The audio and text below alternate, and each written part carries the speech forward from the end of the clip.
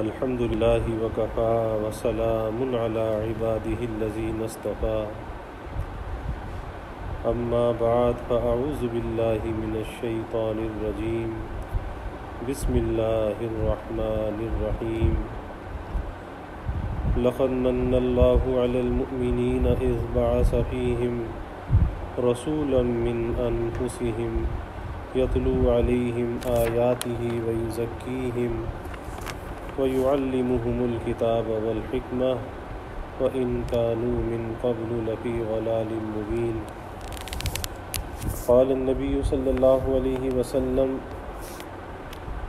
لا يؤمن أحدكم حتى أكون أحب إليه من ولده ووالده والناس أجمعين أو كما قال عليه الصلاة والتسليم رب اشرح لي صدري ويسر لي أمري واحلل عقدة من لساني يفقهوا قولي سبحانك لا علم لنا إلا ما علمتنا إنك أنت العليم الحكيم إن الله وملائكته يصلون على النبي يا أيها الذين آمنوا صلوا عليه وسلموا تسليما اللهم صل على محمد عبدك ورسولك وصل على المؤمنين والمؤمنات والمسلمين والمسلمات صدق الله العظيم وصدق رسوله النبي الكريم ونحن على ذلك لمن الشاهدين والشاكرين والحمد لله رب العالمين۔ توفیق الہی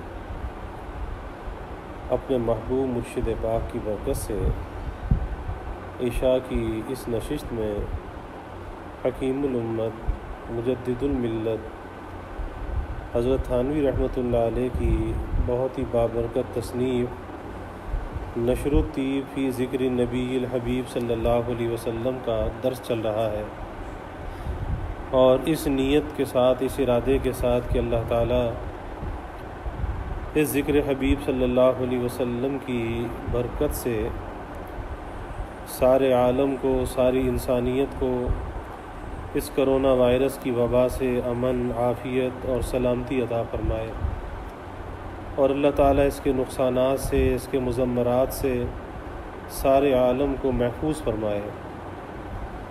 دوسری نیت اور ارادہ یہ ہے کہ اللہ ذکر حبیب صلی اللہ علیہ وسلم کی برکت سے اپنے حبیب کی سچی محبت، آپ کی اطاعت، آپ کی معیت اور آپ کی شفاعت اللہ ہم سب کو عطا فرما دے۔ واقعہ معراج سے کچھ نصیحت کے حصے حضرت تھانوی رحمۃ اللہ علیہ نے بیان کیے، جس کو مسائل سلوک بھی کہہ سکتے ہیں، جسے زندگی گزارنے کے آداب بھی کہہ سکتے ہیں۔ تو اس پر بات چل رہی تھی۔ فرمایا کہ ان واقعات میں سے ایک یہ بھی ہے کہ جبرائیل علیہ السلام نے آپ کی رکاب پکڑی، جس سواری پر آپ سوار تھے، تو رکاب کہتے ہیں کہ جس پر سواری میں پیر رکھا جاتا ہے وہ رکاب ہے، اور میکائیل علیہ السلام نے لگام تھامی۔ اس سے ثابت ہوا کہ راکب اگر کسی مصلحت سے اپنے خدام سے ایسا کام لے، یا کوئی محب محض اکرام و محبت میں ایسا کرے، تو اس کو گوارا کر لینا جائز ہے، اس کو گوارا کر لینا جائز ہے۔ اب مثلا آج کل کے زمانے میں تو وہ سواریاں نہیں ہیں، جیسے اونٹ ہوتے تھے، گھوڑے ہوتے تھے، خچر ہوتے تھے، اس پر بیٹھنے میں مدد کرنا، اس کی رکاب کو پکڑ لینا، کیونکہ کبھی چڑھتے ہوئے اس میں جھول بھی آتا ہے، گرنے کا خطرہ ہوتا ہے۔ تو یہ ساری باتیں اب آج کل جو ہے یہ جدید سواریاں، یہ کاریں ہیں۔ اب اس میں یہ ہے کہ اگر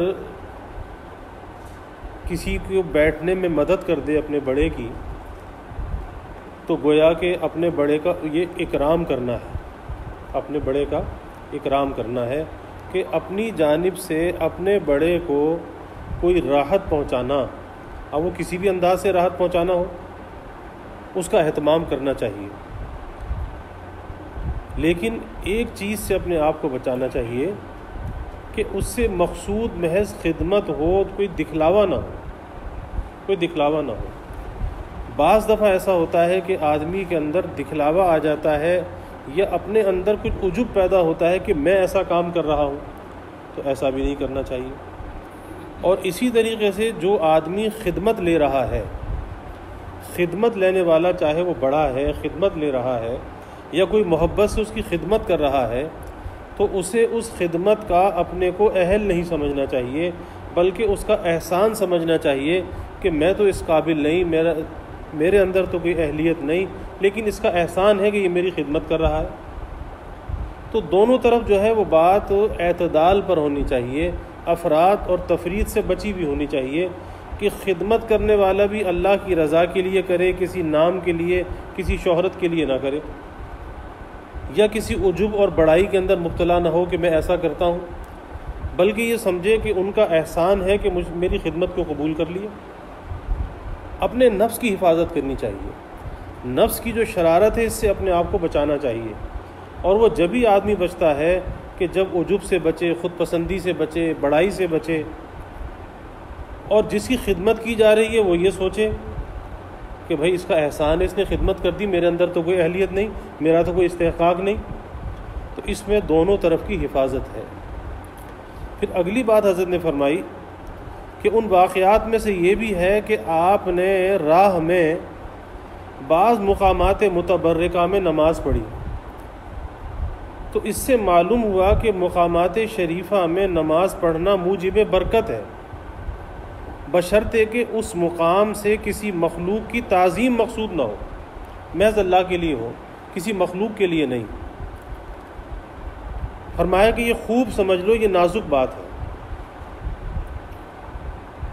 جیسے جب آپ کا سفر شروع ہوا تو واقعات میں آتا ہے کہ ایک جگہ کچھ کھجور کے باغات آئے، تو جبرائیل نے کہا کہ یہاں نماز پڑھیے، پھر کہا کہ یہ یثرب ہے، اور بعض جگہ یہ بھی آتا ہے کہ آپ کو بتایا گیا کہ یہ آپ کا دارالہجرت ہے۔ پھر اس کے بعد میں طور سینا پر نماز پڑھوائی، اور بیت المقدس پر جا کر آپ نے نماز پڑھی۔ تو کئی مقامات پر جو آپ نے نماز پڑھی، تو اس سے یہ پتہ چلا کہ مختلف مقامات پر نماز کا پڑھنا موجب برکت ہے، لیکن اس سے مقصود کسی مخلوق کی تعظیم نہ ہو، اللہ کو راضی کرنے کے لیے ہو، کسی مخلوق کا دل خوش کرنا مقصود نہ ہو۔ اور یہ آدمی کا ایک ذوق ہونا چاہیے کہ مثلاً آدمی، کیونکہ آپ بھی سفر میں تھے، معراج کا سفر تھا، تو جب آدمی سفر میں ہو تو اسے سفر میں اللہ کا ذکر بھی کرنا چاہیے، اور جہاں موقع ملے نمازوں کی پابندی بھی کرنی چاہیے۔ ایک تو فرض نمازیں تو کسی صورت میں قضا نہیں ہونی چاہیے، کیونکہ آج کے سفر بڑے آرام دہ سفر ہیں، بڑے راحت والے سفر ہیں، کوئی مشکل سفر نہیں ہے، اور آج کے سفر میں نماز پڑھنا کوئی مشکل نہیں ہے، چاہے وہ کسی بائی روڈ کا سفر ہو، ہائی وے پہ جگہ جگہ سہولتیں موجود ہیں، ٹرین کا سفر ہو، ٹرین میں وضو کی سہولت بھی موجود ہوتی ہے اور آدمی کھڑے ہو کے نماز بھی پڑھ سکتا ہے، ہوائی جہاز کا سفر ہو، ایئرپورٹوں پر سہولیات موجود ہیں، دنیا کے بڑے بڑے ایئرپورٹوں پر آج وضو خانے اور نماز کے کمرے موجود ہیں، پریئر ہال اس کو کہتے ہیں، وہ آج وہ موجود ہیں، چاہے آپ یورپ ہے، امریکہ ہے، لیکن سب جگہ انہوں نے پریئر ہال بنائے ہوئے ہیں۔ تو کوئی بحری سفر ہو، کوئی ہوائی سفر ہو، کوئی بری سفر ہو، فرض نماز تو کسی صورت میں قضا نہیں ہونی چاہیے۔ اور جب آدمی ایک عزم اور ارادہ رکھتا ہے، بعض تو ہوتے ہیں نا کہ کیسے پڑھیں، کیا ہوگا، تنگی ہوگی، یہ ہوگا، تنگی کہیں نہیں ہوتی، اپنی طبیعت کی تنگی ہوتی ہے، تنگی کہیں نہیں ہوتی۔ ہر جگہ پر آدمی نماز آسانی کے ساتھ پڑھ سکتا ہے، اور ہمیں بارہا اس کا مشاہدہ ہوا کہ ہر جگہ پہ آدمی پڑھ سکتا ہے۔ ہم نے بیجنگ اور ایئرپورٹ پہ ہم نے نماز پڑھی، یہ عبدالنور کی والدہ میرے ساتھ تھی، حالانکہ وہاں پر چائنا میں تو پابندی ہے اس بات کی کہ آپ پبلک پلیس پر آپ نماز نہیں پڑھ سکتے، لیکن کیا کریں، فلائٹ آگے جانا تھا، شیان فلائٹ ڈیلے تھی، ہم نے وہاں پہ نماز پڑھی۔ جیسے بھی پڑھی لیکن نماز کو قضا نہیں ہونے دیا۔ تو اس لیے فرض نماز کے معاملے میں کبھی سستی نہیں کرنی چاہیے کہ چلو قضا ہو گئی تو پڑھ لیں گے۔ ارے بھائی اس وقت کا جو نفع ہے، فائدہ ہے، جو تازی کھانے میں فائدہ وہ باسی میں کہاں ہے؟ آدمی کیوں تازہ کھاتا ہے؟ تو جب کھانے میں ہم تازی چیز کو پسند کرتے ہیں تو پھر نماز قضا کر کے کیوں پسند کرتے ہیں؟ دوسری بات یہ ہے کہ سفر میں شریعت نے رخصت تو دی ہے کہ اگر وہ سفر شرعی ہے، 48 میل یا اس سے زیادہ کا سفر ہے تو نماز قصر ہے، لیکن اگر نوافل کا موقع ہے تو نوافل پڑھتے رہنا چاہیے، پڑھتے رہنا چاہیے، کیونکہ جن جن جگہوں پر آدمی سجدے کرتا ہے کل قیامت کے دن وہ جگہیں گواہی دیں گی، اور وہ زمین بھی دعا دیتی ہے کہ جب کسی زمین پر سجدہ کیا جاتا ہے وہ زمین بھی دعا دیتی ہے کہ اس کے لیے وہ ایک بڑی نعمت غیر مترقبہ ہوتی ہے کہ اس زمین پہ کچھ سجدہ کرتا ہے۔ تو اس لیے نیکی پر اپنے گواہ بڑھانے چاہیے، نیکی پر، گناہ پر نہیں، نیکی پر۔ اب جہاں جہاں بھی سجدے کریں گے وہاں وہاں کی زمین ہماری گواہی دے گی، جہاں جہاں بھی سفر ہوگا، اور جیسے ہوائی جہاز کا فضا کا سفر ہے، اب فضا ایک ایسی جگہ ہے کہ جہاں پہ گناہ نہیں ہوتے، اگر ہوتے ہیں تو برائے نام، کیونکہ آج لوگ جہاز میں بیٹھ کے بھی فلمیں دیکھتے ہیں۔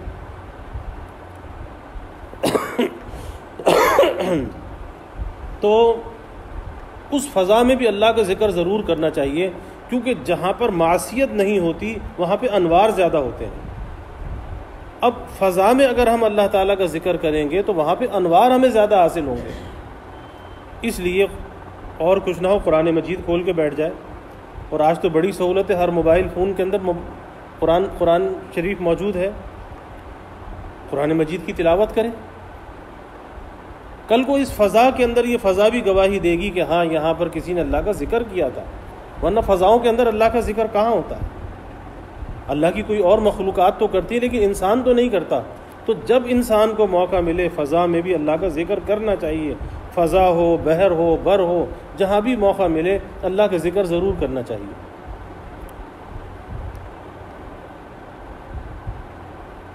پھر اس کے بعد فرمایا کہ ان واقعات میں سے یہ بھی ہے کہ راہ میں آپ کو حضرت ابراہیم علیہ السلام، موسیٰ علیہ السلام، عیسیٰ علیہ السلام نے سوال کیا، پہلے بھی گزرا۔ تو اس سے معلوم ہوا کہ اگر راکب اور عابر کسی جالس اور راجل کو نہ دیکھے کی وجہ سے سلام نہ کر سکے، نہ دیکھنے کی وجہ سے، تو اس کے لیے افضل ہے کہ راکب و عابر کو سلام کرے۔ یعنی ایک آدمی بیٹھا ہوا ہے اور ایک آدمی کو سواری پہ گزر رہا ہے، تو ادب یہ ہے کہ سواری پر چلنے والا بیٹھے ہوئے کو یا پیدل چلنے والے کو سلام کرے۔ یہ آداب میں سے یہ بات ہے۔ کس وجہ سے سلام کرے؟ سلام میں تو کوئی بھی پہل کر سکتا ہے، لیکن ادب یہ ہے کیونکہ جب آدمی سواری پر ہوتا ہے تو سواری پر جب ہوتا ہے تو ممکن ہے کہ اس کے ذہن میں کچھ بڑائی ہو، تو اس کی اس بڑائی کو توڑا گیا کہ ایک آدمی مرسیڈیز پر بیٹھا ہے، BMW پر بیٹھا ہے، اور ایک آدمی بیچارہ پیدل جا رہا ہے، تو اس کے ذہن میں تو ہوا ہوگی کہ میں مرسیڈیز پر بیٹھا ہوں، پیدل چلنے والے کو سلام کیوں کروں؟ نہیں، شریعت یہ کہتی ہے، ہمیں ادب یہ بتایا گیا کہ نہیں، گاڑی پر جو سوار ہے، سواری پر جو سوار ہے، وہ پیدل چلنے والے کو سلام کرے اور کھڑا ہوا بیٹھے ہوئے کو سلام کرے۔ لیکن اگر کبھی ایسا ہو جائے کہ سواری والے نے نہیں دیکھا، جیسے آپ صلی اللہ علیہ وسلم کو حضرت ابراہیم، حضرت موسیٰ، حضرت عیسیٰ علیہ السلام نے سلام کیا، اس کا مطلب یہ کہ آپ صلی اللہ علیہ وسلم نے نہیں دیکھا، انہوں نے دیکھا تو انہوں نے سلام کیا۔ تو اگر کبھی ایسا ہو جائے تو پھر وہ جو شخص بیٹھا ہوا ہے اس بات کا منتظر نہ رہے کہ جی سلام تو اس کو کرنا چاہیے، یہ سلام کیوں نہیں کر رہا، تو پھر یہاں پر ایک حسن ظن ہونا چاہیے کہ ممکن ہے کہ نہ دیکھا ہو۔ اور کبھی ایسا بھی ہوتا ہے کہ سلام تو کیا، سامنے والے نے نہیں سنا، یا سامنے والے نے سنا تو اس نے آہستہ سے جواب دے دیا، لیکن ہم نے نہیں سنا۔ اب ہمارے دل میں کبھی بدگمانی آتی ہے کہ ارے میاں ہم نے تو سلام کیا تھا، تو ہمارے سلام کا تو جواب ہی نہیں دیا. دیکھو ان کا تو دماغ اتنا خراب ہے، کسی کے سلام کا جواب ہی نہیں دیتے. تو یہ بدگمانی ہے. بلکہ حسن ظن کو قائم کرنا چاہیے کہ بھائی ممکن ہے کہ اس نے سنا ہی نہ ہو، اور ممکن ہے کہ آہستہ سے جواب دے دیا ہو، کیونکہ کوئی زور سے جواب دینا کوئی فرض واجب تو نہیں ہے، تو ممکن ہے کہ آہستہ سے جواب دے دیا ہو. تو اس لیے بدگمانی کے اندر مبتلا نہیں ہونا چاہیے کہ جی ہمارے سلام کا جواب نہیں دیا، ان کا دماغ تو ایسا ہے اور ویسا ہے، دماغ میں ہوا بھری ہوئی ہے، فلاں فلاں. بہت سی لوگ باتیں کرتے ہیں.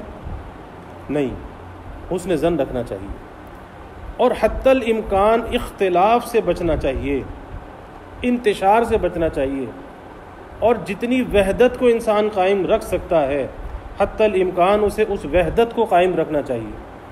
کیونکہ بدگمانی کا نتیجہ کیا ہوتا ہے؟ بدگمانی کا نتیجہ انتشار ہوتا ہے، افتراق ہوتا ہے، جدائی ہوتی ہے، وحدت پارا پارا ہو جاتی ہے، اتفاق پارا پارا ہو جاتا ہے.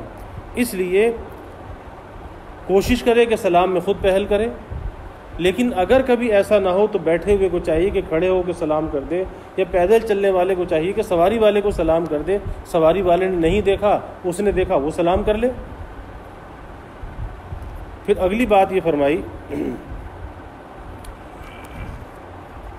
کہ ان میں سے ایک بات یہ بھی دیکھی کہ آپ نے بعض اعمال پر لوگوں کو جزا ملتے ہوئے اور بعض کو سزا ملتے ہوئے دیکھا، جس کے تفصیلی واقعات پہلے گزر چکے.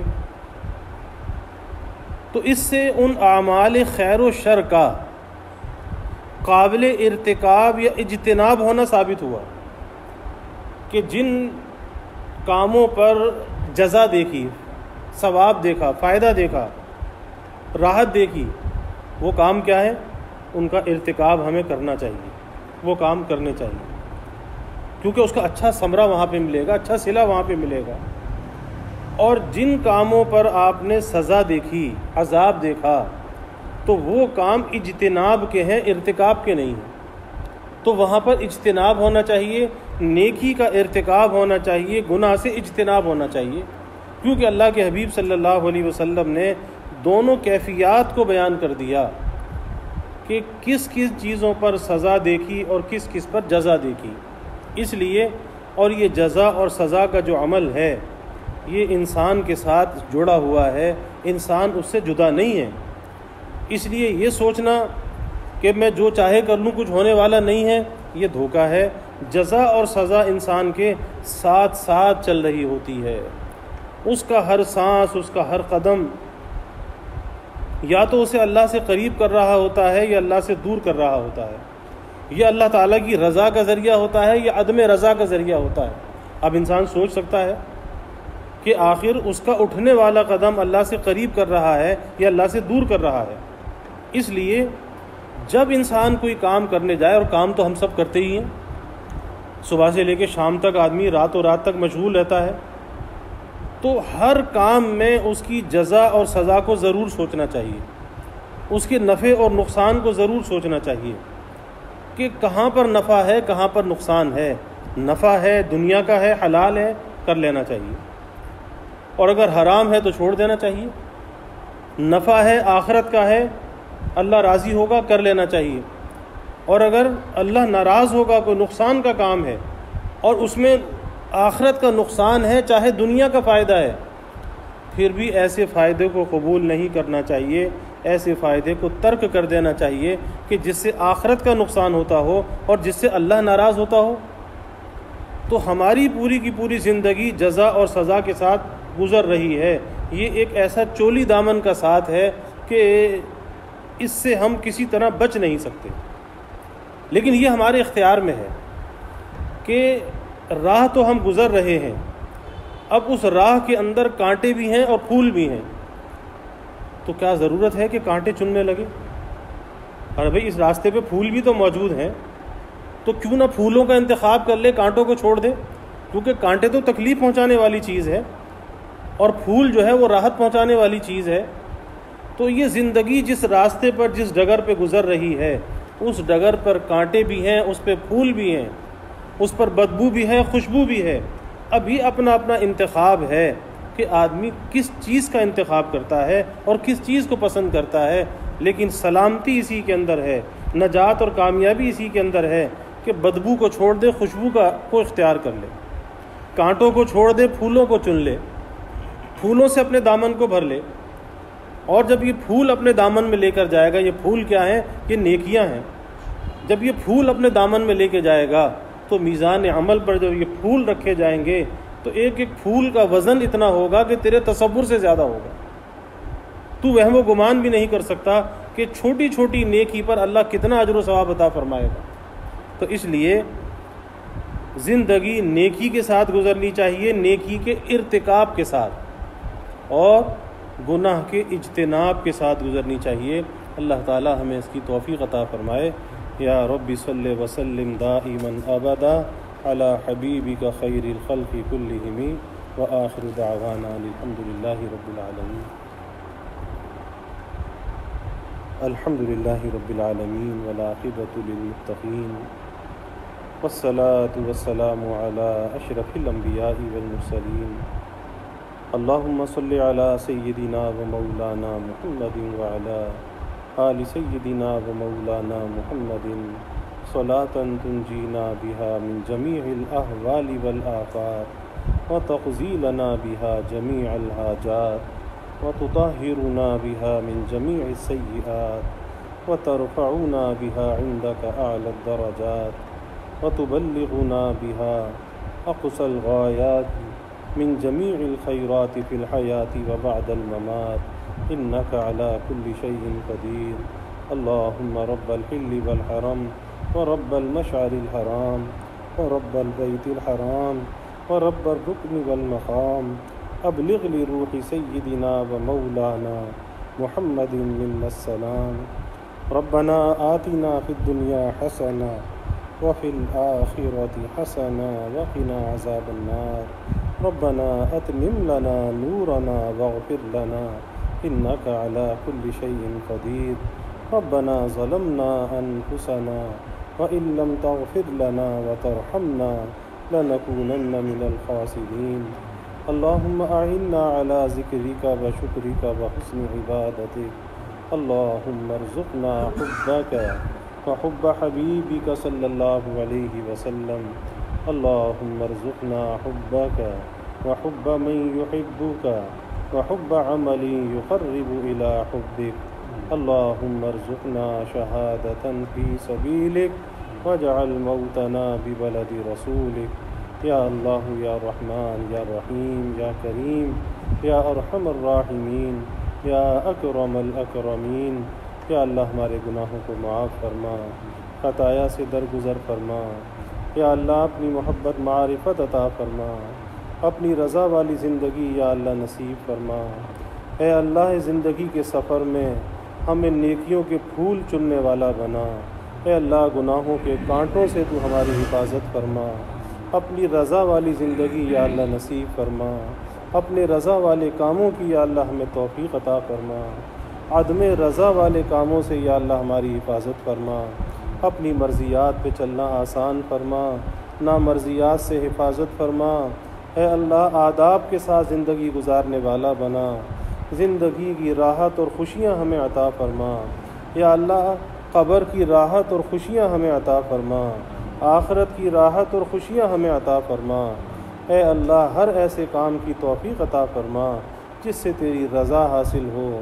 یا اللہ موت ہماری اچھی ہو، قبر ہماری اچھی ہو، حشر ہمارا اچھا ہو۔ اے اللہ جنت کا ٹھکانہ ہمیں نصیب ہو۔ یا اللہ ہر ایسے کام کی ہمیں توفیق عطا فرما۔ یا اللہ ہر ایسے برے کام سے حفاظت فرما جو بری موت کا سبب بن جائے، جو بری قبر کا سبب بن جائے۔ اے اللہ جو برے حشر کا ذریعہ بن جائے، اے اللہ جو جنت سے محرومی کا ذریعہ بن جائے، ہر ایسے برے فعل سے، ہر ایسے برے عمل سے ہماری حفاظت فرما۔ یا اللہ ذکر حبیب صلی اللہ علیہ وسلم کی برکات ہمیں نصیب فرما۔ اے اللہ اس ذکر حبیب کی برکت سے ہمیں اپنے حبیب کی سچی محبت اور اطاعت نصیب فرما، آپ کی تعلیمات پہ چلنے والا بنا، آپ کے طریقوں کی مخالفت سے ہماری حفاظت فرما، آپ کی غلامی میں یا اللہ جینے اور مرنے کی توفیق عطا فرما، آپ کی معیت اور شفاعت یا اللہ ہمیں نصیب فرما۔ یا اللہ ذکر حبیب صلی اللہ علیہ وسلم کی برکت سے یا اللہ سارے عالم کو اس کرونا وائرس سے نجات عطا فرما، سارے انسانوں کی یا اللہ حفاظت فرما۔ اے اللہ تیرے سوا کوئی نجات دینے والا نہیں، تیرے سوا کوئی اس وبا کو دور کرنے والا نہیں۔ اے اللہ تو اپنے فضل کا معاملہ فرما، عفو و درگزر کا معاملہ فرما۔ یا اللہ ہم کمزور ہیں، ہم یا اللہ کسی امتحان اور آزمائش کے قابل نہیں۔ اے اللہ تو ہر ابتلا سے بچا، ہر آزمائش سے بچا۔ یا اللہ جو متاثرین ہیں انہیں صحت عطا فرما، عافیت عطا فرما۔ جو گھروں میں متاثرین ہیں انہیں بھی صحت عطا فرما، جو اسپتالوں میں متاثرین ہیں یا اللہ انہیں بھی صحت عطا فرما۔ یا اللہ ہمارے کاشف کے ماموں ان کی پورے گھر والے دبئی میں کرونا سے متاثر ہیں، اسپتال میں، اے اللہ تم سب کو صحت عطا فرما۔ اے اللہ سب کی زندگیوں کی حفاظت فرما، سب کو خوشیاں اور راحتیں عطا فرما۔ اے اللہ تو اپنے خاص فضل کا معاملہ فرما۔ اے اللہ ہر دکھ سے ان کی حفاظت فرما، ہر تکلیف سے نجات عطا فرما۔ اے اللہ سب کو یا اللہ بعافیت اپنے گھروں تک واپس پہنچا۔ اے اللہ جہاں کہیں بھی متاثرین ہیں سب کو صحت کاملہ عاجلہ مستمرہ عطا فرما۔ ہمارے محلے میں جو بیمار ہیں یا اللہ متاثر ہیں انہیں بھی صحت اور عافیت عطا فرما۔ اے اللہ ان کے گھر والوں کو عافیت عطا فرما، اہل محلہ کو عافیت عطا فرما، ہمارے شہر والوں کو عافیت عطا فرما۔ اے اللہ ساری انسانیت کو اس سے نجات عطا فرما۔ یا اللہ ہمارے چھوٹے چھوٹے بچوں کی حفاظت فرما، ہمارے نوجوانوں کی حفاظت فرما، ہمارے بوڑھوں کی حفاظت فرما، ہماری خواتین کی یا اللہ حفاظت فرما۔ اے اللہ تو اپنی حفاظت میں لے لے، اپنی مدد اور نصرت کو ہمارے شامل حال فرما۔ اے اللہ تیری مدد کے بغیر ہم کچھ نہیں کر سکتے۔ یا اللہ قدم قدم پر تیری مدد کے محتاج، یا اللہ ہر ہر سانس کے ساتھ تیری مدد کے محتاج۔ اے اللہ تو ہمیں بے یار و مددگار نہ فرما، ہماری شامت اعمال سے یا اللہ ہمیں محروم نہ فرما، اپنی مدد کو ہمیشہ ہمارے شامل حال فرما۔ سارے عالم کی انسانیت کو یا اللہ اس سے نجات عطا فرما۔ یا اللہ اس ماہ مقدس کی کامل برکات نصیب فرما۔ یا اللہ اس کی جملہ عبادات آپ ہی کی توفیق سے ہیں، یا اللہ اس کو قبول بھی فرما۔ اے اللہ جیسا بھی ٹوٹا پھوٹا عمل آپ کی توفیق سے ہے، اے اللہ آپ ہمارے دلوں کی کیفیت کو جانتے ہیں۔ یا اللہ ہمارے عمل کو نہ دیکھ، اپنی شان کریمی سے اپنی بارگاہ میں قبول فرما، ہمارے لیے آخرت میں سے ذخیرہ بنا، نجات کا ذریعہ بنا، حسن ختام کا ذریعہ بنا، نیکی بھی اپنے ذکر و فکر والی عطا فرما، موت بھی اپنے استحضار والی عطا فرما۔ اے اللہ ہماری قبروں کو جنت کا باغ بنا، قبر کی یا اللہ سختی سے، قبر کی یا اللہ عذاب سے، اندھیرے سے، تنگی سے اے اللہ تیری پناہ چاہتے ہیں۔ اے اللہ تو ہماری قبروں کو جنت کا باغ بنا، میدان حشر کی ذلت و رسوائی سے بچا، اپنے حبیب صلی اللہ علیہ وسلم کی شفاعت نصیب فرما۔ اے اللہ ساری انسانیت پر اپنی رحمتوں کا نزول فرما، اس ماہ مقدس کی برکت سے، اے اللہ قرآن کی برکت سے، صیام و قیام کی برکت سے ساری انسانیت کو امن اور سلامتی عطا فرما۔ ہمارے ملک پر اپنی رحمتوں کا نزول فرما، اس ملک کے حق میں خیر کے فیصلے فرما، خیر کو غالب فرما۔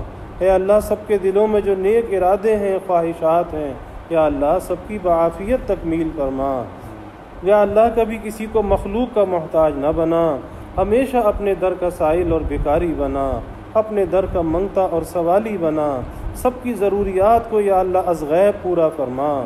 اے اللہ کبھی کسی کو مخلوق کے در پہ رسوا نہ فرما، ہمیشہ یا اللہ تو سب کی ستاری بھی فرما، پردہ پوشی فرما۔ اے اللہ سفید پوشی کے بھرم کو قائم فرما، سوال کی ذلت سے یا اللہ محفوظ فرما، عزت نفس یا اللہ کسی کی مجروح نہ فرما۔ اے اللہ ہمیشہ اپنے در کا سائل اور بھکاری بنا، ہماری امیدوں کو یا اللہ اپنی ذات سے وابستہ کرنے والا بنا، شرک جلی سے، شرک خفی سے یا اللہ تو ہماری حفاظت فرما، اپنی ذات عالی کا یقین دلوں میں پیدا فرما۔ اے اللہ یہ عشرہ مغفرت ہے، اے اللہ تو ہم سب کی مغفرت فرما، ہمارے ماں باپ کی مغفرت فرما، ہمارے بیوی بچوں کی مغفرت فرما، ہمارے دوست احباب اعزاء اقربا کی مغفرت فرما۔ اے اللہ پوری امت حبیب کی مغفرت فرما۔ یا اللہ رحمتوں کا نزول فرما، برکتوں کا نزول فرما، زحمتوں کو دور فرما، آخری عشرے کا اعتکاف بھی یا اللہ آسان فرما۔ اے اللہ اپنے گھر کے ساتھ ہمیں سچا پکا تعلق نصیب فرما۔ یا اللہ حرمین کے دروازوں کو کھول دے، ہماری مساجد کے دروازوں کو کھول دے، اے حرمین کو معتمرین اور حجاج سے آباد فرما۔ اے اللہ مساجد کو ساجدین اور عابدین سے، معتکفین سے یا اللہ آباد فرما۔ اے اللہ ان رونقوں کو بحال فرما۔ یا اللہ ہمیں دین دنیا آخرت کی ہر بھلائی عطا فرما، ہر خیر عطا فرما، ہر شر سے فتنے سے حفاظت فرما۔ یا اللہ ہمیں عافیت دارین عطا فرما، عافیت دائمہ عطا فرما۔ ربنا تقبل منا انک انت السمیع العلیم وتب علینا انک انت التواب الرحیم وجزا اللہ عنا محمدا صلی اللہ علیہ وسلم ما هو اہلہ وصلی اللہ تعالی وسلم علی النبی الکریم آمین آمین۔